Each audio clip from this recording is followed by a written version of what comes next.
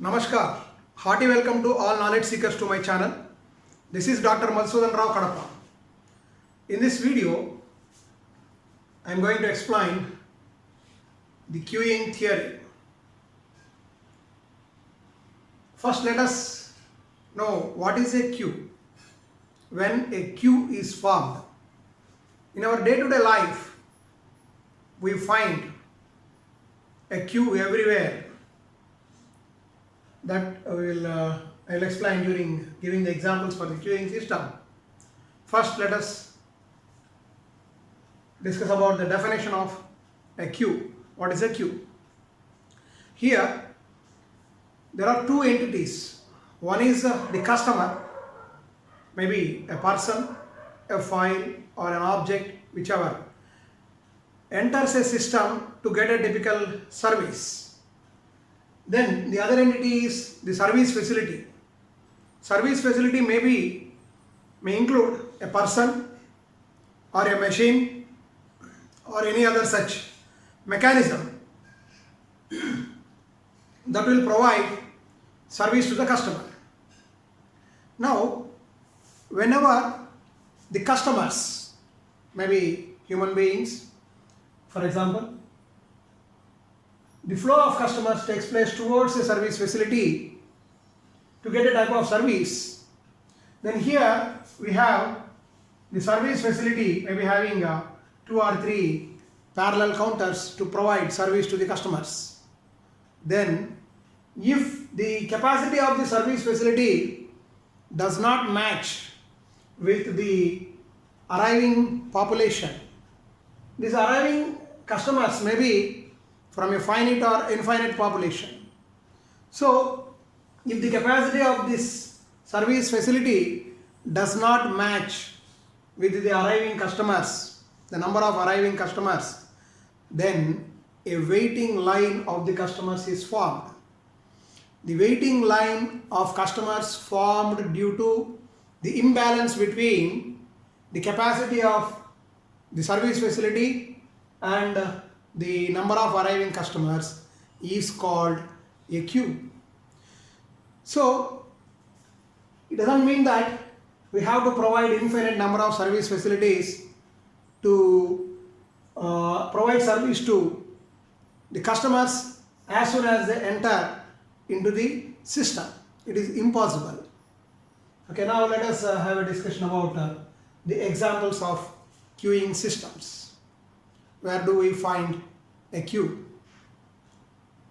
In all kinds of ticket counters. It may be an airport or a railway station, a bus station, an amusement park, or any other place where the customers will be waiting to get their ticket, and as they pay, they have to wait to get the change of money or like that. So there we find queue. Coming to vehicles, say at airports or railway stations, there will be so many prepaid taxis or autos available, and these taxis or autos, the drivers will be waiting till they get their turn for a customer. Here in the first example, that is the customers will be waiting to get their service, whereas in the second example, that is the prepaid taxi, etc., there the service facility will be waiting to get a customer. Whether the customer is waiting or service facility is waiting, definitely there is an imbalance. So we will discuss about the associated costs in next session. So here the service facility has to wait sometimes, customer has to wait sometimes. And for another example is a petrol pump where the vehicle riders will be waiting to get a petrol or diesel to be filled. And another example is in supermarkets or malls or somewhere else, where the customers will be waiting to pay the cash for their billing. So there are so many such queuing systems we will find in our day-to-day life. And in hospitals, of course, today in this panic scenario, people are waiting to get vaccines, people are waiting to get a bed, people are waiting to get oxygen, like that. Everywhere there is waiting. Okay, so there are several such examples of queuing systems, whether a customer waits to get a service, customer or customers wait to get a service, or the service facility waits till a customer arrives. And the next concept is importance of queuing analysis. Then what if a queue is formed?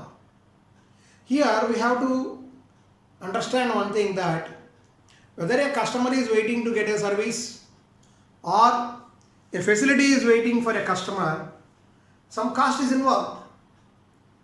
See, simply we cannot keep the people, the serving facility, you may call maybe the service providers, employees, we cannot keep them simply idle by appointing so many people unless the sufficient number of customers enter the system. On the other hand, if we employ only a few service providers, that means the employees to provide a particular type of service, then more and more people will be waiting to get a service. They have to waste their time.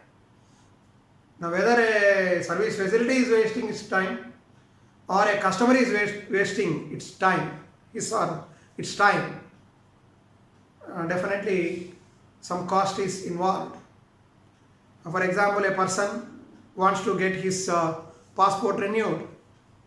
If it doesn't happen within a few minutes, he has to take half a day leave, all his works will be pending, or if he loses salary for that, he is losing money because of waiting at the passport office or any other office like RTA office or any other government department like that. So whenever a person wastes his time waiting in a queue, whatever the type of queue it may be, definitely his contribution towards his profession is lost, and that much amount which the organization or the society as a whole loses is a loss altogether to the society. Now let us have an analysis. Here we have a simple graphical model to understand what should be the optimal level of service. That means we cannot completely eliminate the waiting time of the customers, and at the same time we cannot increase the waiting time of the customer by providing a little bit of service.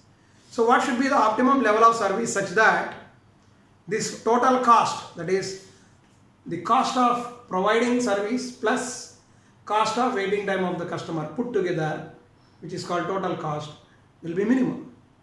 Now here you can see this is a straight line which represents the cost of providing service. As the level of service increases, as the level of service means running a counter with a single person, cost will be less. With 2 persons, cost will be double. With 3 persons, cost will be tripled, and so on. As the number of service facilities goes on increasing, the cost will proportionately increase linearly. That's why we have taken a straight line which is representing cost of providing service. And here at the lowest level of service, the cost of waiting time of the customer, this curve represents the cost of waiting time of the customer, which is maximum when the level of service is low, and this will go on decreasing as the level of service increases, and of course it may reach 0 when the level of service is very high. So we have a curve like this representing the cost of waiting time for a customer. Now the total cost is sum of these two costs. You will get a curve like this. And if you observe this curve, it is having a smallest value at some point. That means it reaches a smallest point at some point, and thereafter again it goes on increasing. Why? Because the cost of providing service is going on increasing abnormally compared to the cost of waiting time here. So this will reach a minimum value at some point, and the corresponding level of service is the optimal service level that will minimize the total cost of waiting as well as providing the service.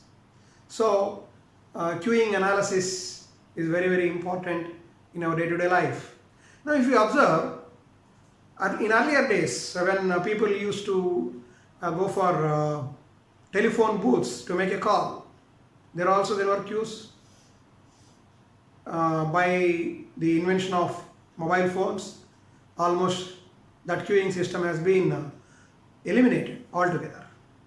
Similarly, in banks also, in earlier days when there was no internet facility, net banking and others, as many people are using the internet banking and other means of electronic fund transfer, automatically what happened, the number of customers entering into the bank and formation of queues has been reduced enormously.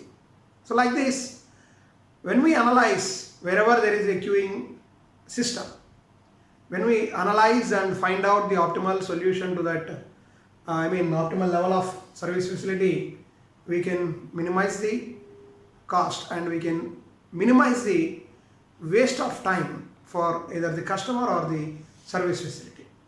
So thank you very much. In some other video, I will explain the characteristics of a queuing system, and then the mathematical part, that means the derivation of formulae, and I will solve a few problems on different queuing models. Thank you very much.